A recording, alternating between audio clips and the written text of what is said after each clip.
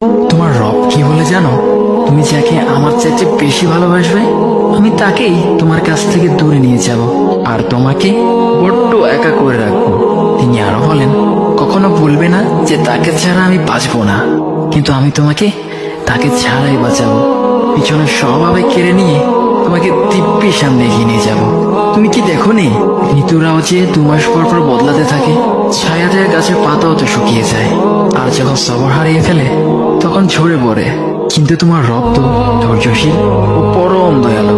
তিনি তো সেই ঝরে যাওয়া পাতার ঢাল থেকেও সবুজ পাতা গজান।